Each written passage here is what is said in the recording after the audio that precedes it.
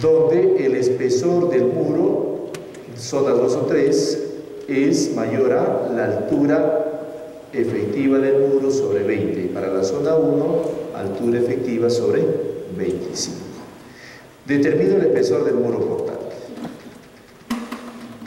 Por ejemplo, en Iquitos hay proyectos, ahí estaba la ciudad de Iquitos, hay proyectos que se han colocado muros que deberían ser portantes y lo han colocado de canto. Eso no es portante. Sin embargo, están en los proyectos, ¿no? Y ahí vienen las fallas que siempre se tienen. Compruebo los esfuerzos axiales de cada muro, por eso tengo la carga tributaria de cada muro. Sobre la longitud, en esta longitud se incluyen las columnas de confinamiento extremas. El espesor del muro menor o igual a 0,2 F'M, ya sabemos qué es, y todas las expresiones están claras. Es decir, tengo que verificar el esfuerzo axial de cada uno de los muros, direcciones X y Y. Tengo que evaluar la densidad mínima de muros. Ustedes recuérdenlo siempre lo que les hablaban sus profesores de resistencia y materiales. Les decía, en tracción y compresión debemos de ser una condición de resistencia y debemos de ser una condición de rigidez. La condición de resistencia tenía que ver con el esfuerzo, la condición de rigidez tenía que ver con la deformación, ¿no? El esfuerzo de tracción y compresión era normal y la deformación, el acortamiento o alargamiento. En ambos casos usted puede llegar a la rotura. Si alarga mucho, se va a romper, ¿no? Si el esfuerzo es muy grande, también van a haber fallas, ¿no? Entonces, si superan los valores admisibles, y siempre trabajamos con valores admisibles, llegan al capítulo de torsión, en torsión también le dice condición de resistencia y condición de rigidez. La condición de resistencia viene a ser el que está dado en función del esfuerzo de corte, el esfuerzo tangencial, y la condición de rigidez está dado con la torsión, el ángulo de giro en torsión, el θ.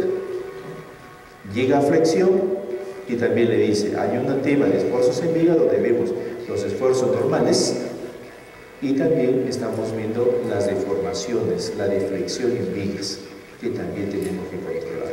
En las edificaciones es lo mismo. Entonces, ¿cuál ha sido para un edificio la condición de resistencia? La capacidad portante. ¿Cuál es la condición de rigidez? La deformación lateral, que es caso de sismo, como también los asentamientos que se están produciendo. En el caso de muros, ¿cuál ha sido la condición de resistencia? El esfuerzo axial máximo. ¿Y cuál es la condición de rigidez? Densidad mínima de muros. ¿Para qué? Para evitar que el muro se desplace más de lo normal y ese muro va a empezar a trabajar en rango inelástico, se empiezan a gritar y posibles pérdidas de estabilidad. Esta evaluación de densidad mínima de muros tenemos que hacerlo para ambas direcciones, dirección X y dirección Y. Y está dado por la sumatoria de la longitud del muro por el espesor sobre el área de planta mayor a la zona sísmica, ¿no? El factor de zona. Este factor de zona ha sido obtenido a través de lo que es una fracción de la gravedad dependiente de la ubicación del proyecto. El factor de uso e importancia, el factor del suelo, el número de pisos. Y tenemos los factores de zona de acuerdo a la norma 2006. El uso también, que se clasifica en esencial, importante y común, factores del suelo, rígido, intermedio y flexible. Si usted tiene todo ese marco, tiene que entender que un proceso de cálculo empieza con un predimensionamiento. Primero hace su estructuración, va a plantar sus elementos y luego va a tener que predimensionar cada uno de los elementos estructurales. Para predimensionar, en el caso de vigas, vamos a utilizar estas relaciones, ¿no? Tanto para el peralte como para la base. Hay que recordar que la base mínima, el ancho mínimo de una viga, de una estructura porticada o con muros, tiene que ser de 25 centímetros para evitar que se produzcan cangrejeras en los mismos, ¿no? En la práctica se utiliza 1/10 de la luz y la mitad del peralte. En las losas tenemos losas aligeradas, losas macizas, losas nervadas, losas colaborantes, ¿no? En el caso de las losas aligeradas, acá están las viguetas en el sentido más corto. El espesor de la losa es la longitud nominal de la dirección de las viguetas sobre 25. Y el ladrillo 5 centímetros menos que la losa, ¿no? Para la maciza podríamos tomar longitud nominal o la longitud que se tiene, la mayor, sobre 40, o el espesor de la ligerada, para ese mismo caso, menos 5 centímetros, ¿no? Y la nervada, igual a la maciza. En columnas, aplicamos la metodología de la CI. En columnas, al aplicar la metodología de la CI, para lo que es una columna centrada, en la carga de servicio. Si yo tengo una columna centrada, es esta área. Una columna excéntrica es esta, o medianera. Y una columna esquinada es esto. Son distintas áreas tributarias. Sobre 0,45 F'C. Si tenemos una columna excéntrica o esquinada, las de acá, la carga de servicio sobre 0,35 F'C. Ahora, ¿cómo determino esa carga de servicio? Si yo voy a hacer un predimensionamiento, significa que no lo tengo el peso total del edificio en ese sector. Entonces, en las oficinas de proyectos se trabajan con ciertos ratios, ciertos valores, ¿no? En estos valores, para la categoría A, las categorías no han cambiado en la norma, sigue A, B y C, las categorías de edificaciones. Se utiliza una carga de servicio que es una carga P de 1500 kilos sobre metro cuadrado multiplicado por el área tributaria que yo voy a utilizar y por el número de pisos. Y con eso ya tengo mi carga de servicio, lo divido entre 0,45 y 0,35 y voy a obtener el área tentativa de la columna. Categoría B, 1250, categoría C, 1000. En placas depende del cortante basal, el predimensionamiento. Depende del cortante basal, depende del factor phi, del F'C y depende también de lo que es netamente el espesor de la placa, ¿no? Pero en forma aproximada, si usted tiene un número de pisos con una altura, significa 15 metros, el espesor debe estar por el orden de los 20 centímetros. Si usted tiene de 6 a 10 pisos, debe estar por el orden de los 25, 15, 15 debe estar por el orden de los 30. Puedo reducir esos espesores dependiendo de la densidad de placas que voy a tener también, ¿no? Para Zapata, si yo quiero predimensionar la carga de servicio sobre un factor K que utilizamos para suelos rígidos de 0,9, intermedios de 0,8, flexibles de 0,7. Como no sabemos el peso de la zapata, por eso utilizamos un factor K aproximado, ¿no? Y por el área de la zapata. Ahí obtenemos el área de la zapata despejando. Pasamos a una unidad 2. En esta unidad 2 veamos el análisis sísmico de las edificaciones, tanto el estático como el dinámico. En el análisis estático, la norma 2006 nos dice que tiene que ser aplicado cuando son edificaciones denominadas regulares y cuando su altura es menor a 45 metros, ¿no? Como tal.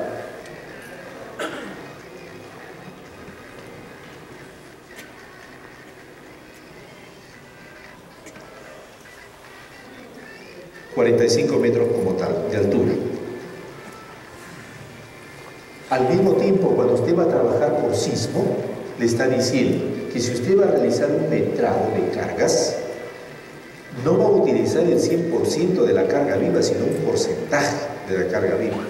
Le dice, ese porcentaje de la carga viva es 50% si son categorías A y B, las esenciales e importantes. 25% para la categoría C, 25% para los techos, ¿no? Las irregularidades son 4 en altura y 3 en planta.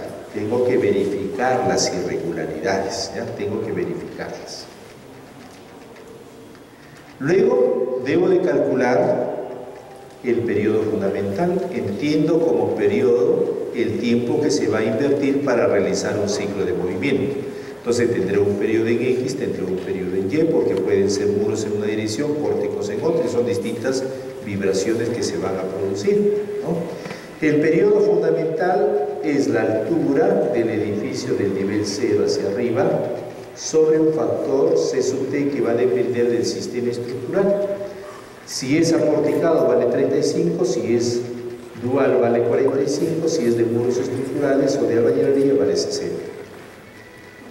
Pues bien, lo que tienes que recordar es evitar la resonancia, de tal manera que el periodo del edificio sea distinto al periodo del suelo. Periodos del suelo, de acuerdo a la norma 2006, nos están dando 0,4 para el suelo rígido, 0,6 para el intermedio, 0,9 para el flexible. Luego calculas el factor de amplificación sísmica. Es un proceso lógico que les estoy indicando, ¿no? El factor de amplificación sísmica, el factor C, que es 2,5 T sub P sobre T, y tendrá que ser menor a 2,5. T sub P ya sabemos que ese es el periodo del suelo, y T viene a ser el periodo del edificio. Si este C es mayor o igual a 2,5, debes de asumir como valor 2,5. Pero si C es menor a 2,5, asumes el valor correspondiente de C. Luego calcula la fuerza cortante, también dirección X, dirección Y, igual todos son dirección X, dirección Y. Se expresa por esta relación, no ha cambiado la fórmula, sigue siendo la misma para lo que es la fuerza cortante en la base. Factor de zona, uso de importancia, factor de suelo, factor de amplificación sísmica, peso sísmico sobre el factor de reducción sísmica. Ese factor R nos indica que es de 8 para el aporticado, 7 para el dual, 6 para muros estructurales y 4 para muros de utilidad limitada, siempre y cuando sean regulares. Si no es regular, la norma le indica, tienes que castigarlo por 3/4 para el irregular, ¿no? Y te exige que tienes que comprobar que C sobre R sea mayor a 0,125, si no, vas a tener que cambiar el sistema estructural de tal manera que cumpla con ese requerimiento de la norma. Después se calcula la fuerza sísmica por la altura, también para ambas direcciones, dirección X, dirección Y. Si el periodo es menor a 0,7 segundos, vas a aplicar esta relación, que es el peso sísmico por el brazo de palanca hasta el nivel 0, todo brazo de palanca a nivel 0, sobre la sumatoria de esos productos y por la cortante. En pocas palabras, la suma de las fuerzas sísmicas viene a ser igual a la cortante. Pocas palabras. Verificas así. Y aplicas, ¿no? Si el periodo fundamental es mayor a 0,7 segundos, la norma te dice, tienes que calcular una fuerza adicional, que vas a aplicarlo en el último piso. Y esta fuerza adicional es 0,07, el periodo fundamental por la cortante, y tiene que ser menor a 0,15. Y el resto lo repartes como fuerza sísmica. La norma también nos habla de una excentricidad accidental para el efecto torsional, por más regular que sea la edificación. Esta excentricidad accidental tienes un centro de masa inicial, y cómo lo vas a correr al centro de masa final, a través de una excentricidad en X y una excentricidad en Y. Las excentricidades son el 5% en ambas direcciones. Cuando vas a modelar esas fuerzas, tienes que aplicarlo en el centro de masa. La norma anterior no lo tipificaba. La norma actual, el proyecto de norma, ya nos indica, tienes que colocar todas las fuerzas en el centro de masa. Ya no hay otra forma de modelar, ¿no? Entonces, lo que siempre decíamos, ¿no?, en muchos eventos, entonces sí lo han recogido eso en la adaptación de la nueva norma, ¿no? Digo adaptación porque es una adaptación americana a la nuestra, ¿no? Los grados de libertad que vas a tener. Este centro de masa tiene 3 grados de libertad, y esos 3 grados de libertad son los siguientes. Si aplicas una fuerza en X, te va a generar un desplazamiento y te va a generar una rotación. Si no, lo traslado esta fuerza hacia el centro de gravedad de acá. Cuando yo lo voy a trasladar una fuerza de un punto hacia otro punto por estática, sé de que me genera la misma fuerza más un momento, y este momento va a ser por la excentricidad. Entonces, cuando hay una mala interpretación de la norma, también se esclareció, y al final en la nueva norma ya está muchísimo más claro acerca de la excentricidad. Excentricidad en X, ¿qué es lo que se pensaba? Excentricidad en X, dice allá, sismo en X, ¿no? Excentricidad en X, y como la norma uno lo lee literalmente, la norma nos dice el 5% de la dirección perpendicular a la dirección de análisis, Entonces cuando yo voy en X, la excentricidad va a ser el 5% de la longitud en Y. Gravísimo error, ¿no? Que no tiene la parte interpretativa, ¿no? La parte interpretativa es esta. Tú tienes la fuerza, lo trasladas, ¿qué te genera? La fuerza más el momento. Ese momento que es igual, la fuerza en X por la excentricidad Y. Efectivamente, la norma te está diciendo perpendicular, porque es lo que va a trabajar, es la excentricidad en Y cuando lo das en X. No va a trabajar la excentricidad en X, está trabajando la excentricidad en Y. Y en la otra dirección, lo mismo. Grados de libertad, entonces, desplazamientos en las dos direcciones y rotación en planta. Los otros tres van a ser restricciones. Luego ya has modelado, has corrido, y la norma te dice, tienes que comprobar los desplazamientos laterales por las derivas que ya habíamos hablado. Pero estas derivas tienes que hacerlo con el desplazamiento real. Desplazamiento real. Si vas a realizar con el desplazamiento real, la norma también te dice bastante claro. Lo que tú tienes es un desplazamiento elástico, con lo que es el software, conviértelo en un desplazamiento real. ¿Cómo lo vas a convertir en un desplazamiento real? El desplazamiento real, de acuerdo a la norma, nos manda amplificar por 0,75 el valor de R. Entonces tengo que hacer una combinación para el desplazamiento. Y cuando yo tengo la fuerza, no olvidarme de comprobar. Me dice que si un muro o pórtico absorbe más del 30% del torrente total, tiene que diseñarse con un 25% adicional. Entonces, cuando voy a repartir los momentos, las cortantes, tengo que tomarlo en cuenta ese acápite de la norma. Entre dos edificios, para evitar el impacto, la norma nos exige colocar una junta sísmica. Esta junta sísmica, lógicamente, es de un material elástico, no puede ser de relleno de construcción, ¿no? Este material elástico que se va a colocar tiene un espesor o un ancho, de acuerdo a esta relación, donde H viene a ser la altura de impacto y ambos van a estar dados en centímetros. ¿Qué es lo que nos dice la norma 2014? La norma 2014 para el análisis estático nos dice, ahora sí, clarísimo, las fuerzas deben de aplicarse en el centro de masa, ya no hay opción de equivocarse. Entonces ahora sí, clarísimo le dice, artículo 451, ¿no? Es aplicado para estructuras regulares y irregulares en la zona 1, para las regulares de no más de 45 metros de altura, para los muros portantes de concreto y albañilería de no más de 15 metros de altura. Muy bien, ¿qué más nos dice? De ahí que hacía periodo fundamental, porque se supone que ya las regularidades las tengo que ver. El periodo fundamental sigue siendo la misma relación, como ustedes ven, no ha cambiado. ¿Qué es lo que sí ha habido como aporte? Si usted recuerda, C sub T es igual a 35, solamente era para pórticos. Ahora, ¿qué dice la norma? Agrégale acero también, no solamente concreto, pórtico de concreto, sino pórticos de acero, pero sin arriostres. Muy bien. Este es el aporte, el punto B. C sub T igual a 45, antes era pórticos de concreto con muros en la caja ascensor, sí, ahora ¿qué te dice? Pórticos de acero arrostrado, otro aporte. C sub T igual a 60, decía la norma anterior. Edificaciones de albañilería, de muros estructurales, ahora te dice, no solamente esos dos, también los sistemas duales. Y lo dual, solamente con muros en la caja de ascensor. Y le dice, tienes que verificar, no lo está obligando, pero sí le está recomendando, verificar el periodo fundamental.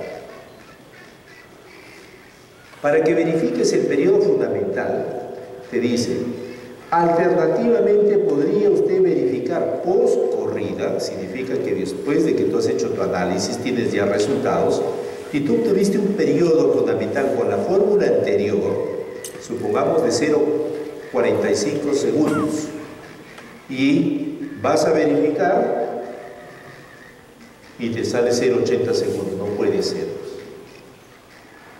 Los periodos tienen que estar por un orden muy parecido, 0,47, 0,43, no pueden irse tan lejos. Entonces ahí tú tienes que rechequear todo tu análisis. Entonces esta fórmula es muy importante. ¿Para qué? Para que usted se dé cuenta si realmente está modelando bien o no. Entonces como que la norma en cierto modo nos está diciendo hay muchas modelaciones que son inadecuadas. Entonces aprende a verificar.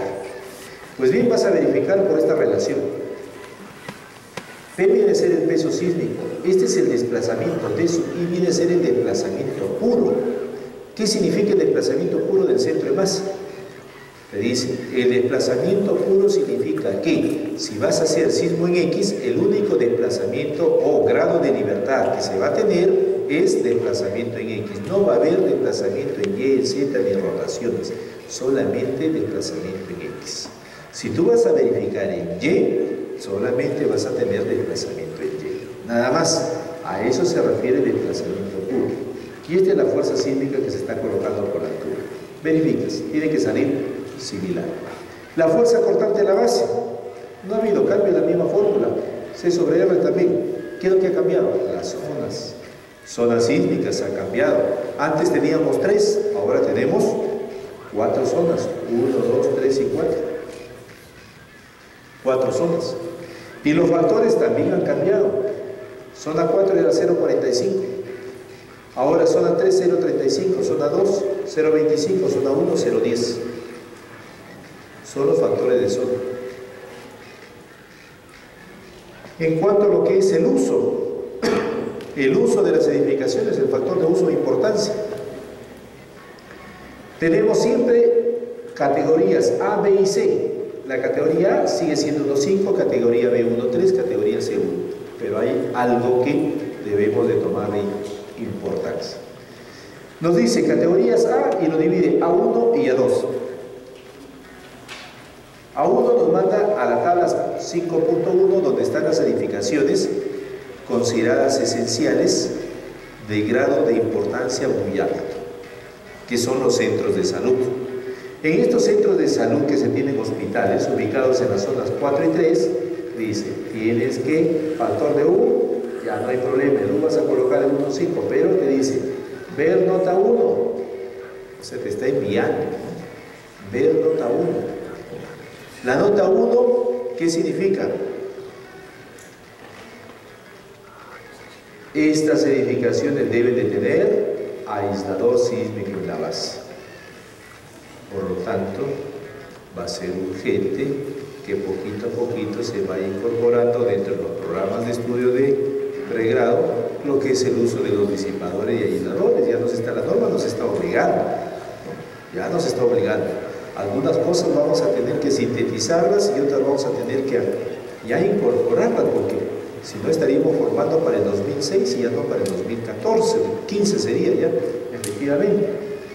Y lo que no están comprendidos ahí, dice, ver nota 2, edificios netamente médicos, nota 2, edificaciones que tendrán sistemas de protección sísmica por aislamiento o disipación de energía, zonas 4 y 3, Arequipa, igual, obligado.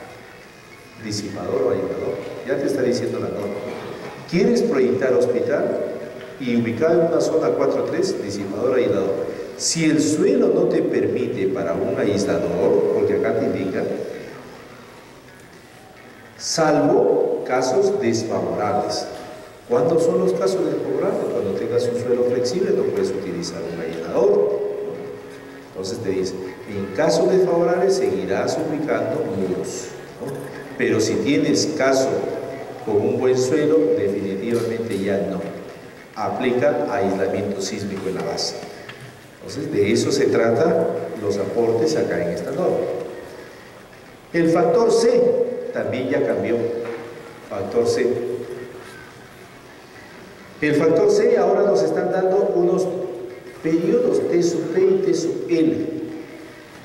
El periodo T sub P viene a ser donde termina la meseta de este factor de amplificación sísmica, lo que se conocía como el periodo de vibración del suelo. Y T sub L es el límite donde empieza el comportamiento inelástico del suelo. Entonces dice, te da unos valores de T sub P y T sub L y te dice, ahora hay 4 perfiles de suelos, 0, 1, 2 y 3. Mira, en cada uno de estos perfiles